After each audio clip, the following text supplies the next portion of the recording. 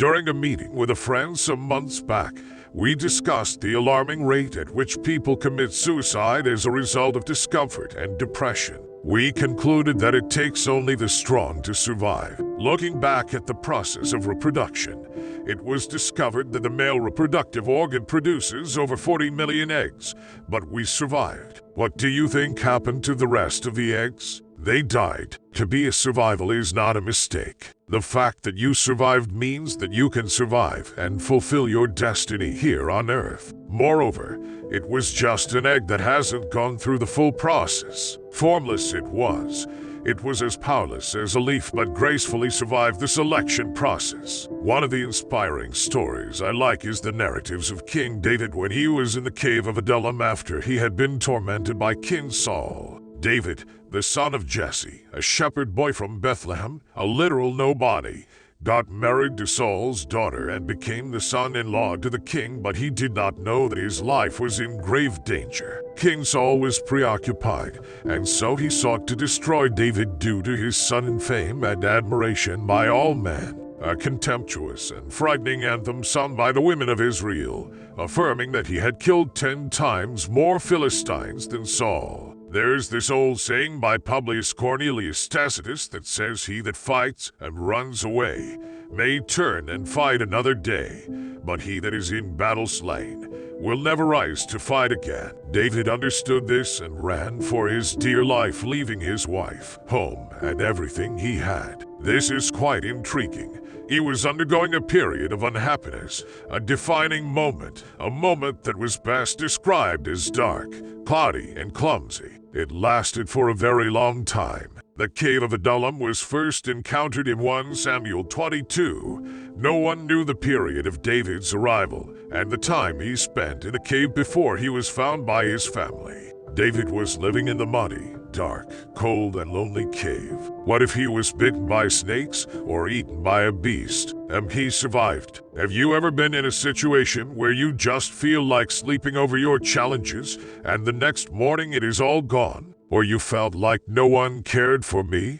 If our circumstances have brought us to the place we are now, should our response or decision be to abandon the one that can lift us out of it? Our situation changes, but God never changes. When life's problem becomes too hot, scary, or big, when things get too rough, tough, or hard, and we have no one to run to or know what to do, that's when denying God is easy because we are tempted. And that's the saddest thing a man can ever do. Forsaking God at the face of trials is like sailing on an ocean without a ship. Yes, when all the good is come, it is very easy to believe God, isn't it? Yet not all good, smooth, or sweet things come from God. David is a wonderful role model to emulate as regards where we are to align our faith in difficult times. Faith strengthens. Pouring out your emotions by telling God the way we feel is important at these times to get strength from Him. Challenges teach us how to relate to God. If it requires you to cry, cry. Some people think it is wrong to tell God how you feel. Tell Him about how you feel with raw honesty.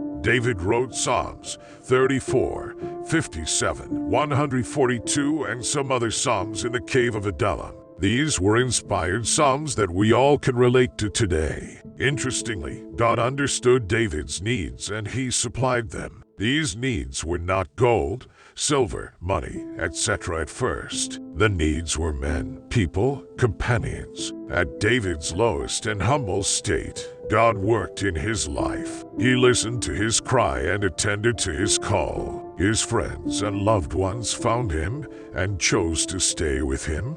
These were people with all kinds of painful challenges. This humbles me the more. No one wants additional problems when managing or trying to battle theirs. One of the most effective and practical ways of affecting lives is by helping others. Our muddy, dark, cold, and hard caves are expected to glorify God, but it's quite unfortunate many don't understand this. In the part of the country I came from, many people are too afraid to give help to people, even as it is all over the world right now, because they don't know if they would be harmed as a result of helping them. Truly, self-precaution is good, but learn to discern when God expects you to use your predicament as to help others. That today, look around you. God might have planted someone or groups of people near you. You don't need to have it all for God to use you. King David had physical encounters. He went everywhere, yet no solution.